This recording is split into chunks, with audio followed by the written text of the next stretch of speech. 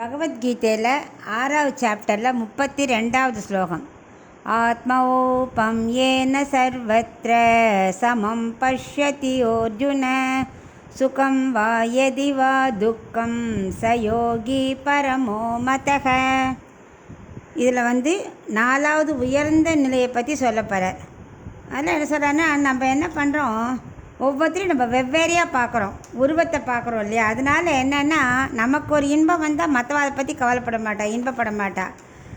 நமக்கு துன்பம் வந்தாலும் அவள் கவலைப்பட போகிறதில்ல. அதே மாதிரி அவளுக்கு எது இன்ப துன்பம் வந்தாலும் அது நம்மளை பாதிக்காது. ஏன்னா நமக்கு எல்லோரையும் உடல் ரீதியாக வித்தியாசமாக பார்த்துட்டே இருக்கோம். அது இன்ப துன்பம் எப்போ சமமாகும்னா, சம புத்தி வரணும். இந்த ஆத்மா மூலமாக நம்ம நினைக்கணும், ஓ ஆத்மா பிரகாரம் எல்லாம் ஒன்று தான்.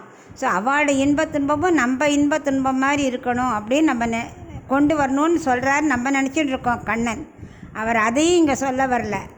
ஏன்னா அப்படி பண்ணிட்டே இருந்தால் நம்ம திரும்பி திரும்பி வாழ்க்கையில் நமக்கு ஒரு இன்பம் வரும், துக்கம் வரும், பக்கத்தில் இன்பம் வரும், துக்கம், இதே நினச்சி தான் இருப்போம். அப்புறம் எப்படி யோகம் பண்ண முடியும்? அவர் மனசு அதுலேயே வேண்டுன்ருக்கோம். அதனால் அவர் அதை பற்றி சொல்லலை. ஆத்மா சமங்கிற உயர்நிலை அடைஞ்ச பிறகு நமக்கு சுகமோ துக்கமோ நம்ம அதை பெருசுப்படுத்தக்கூடாது. நமக்கே வந்தாலும் ரொம்ப ஆடிப்பாடி குதிக்கக்கூடாது, அழுது அமக்கலம் பண்ணக்கூடாது. மற்றவாளுக்கு வந்தாலும் நம்ம பெருசாக பாதிக்கக்கூடாது. எல்லாமே சமம் இல்லையா, உலகம்னா இப்படி தான் இருக்கணும் அப்படின்னு தெரிஞ்சு போயிடும். ஆனால் அதுக்காக வேலையே செய்யக்கூடாதுன்னு சொல்லலை. நம்ம என்ன பண்ணணும், கர்மாவை செஞ்சுட்டே இருக்கணும். நம்ம இதில் இன்பம் வந்தாலும் அதுக்குள்ளே வக்கேஷன் எல்லாம் செலவழிக்கணும், பண்ணணும். கஷ்டம் வந்தாலும் எல்லாம் பண்ணணும், மற்றவாளுக்கும் உதவி செய்யணும். அதெல்லாம் கர்மமாக செய்யணும். அதை விட்டுட்டு மனசுக்குள்ளே போட்டு உழண்டுக்கக்கூடாது.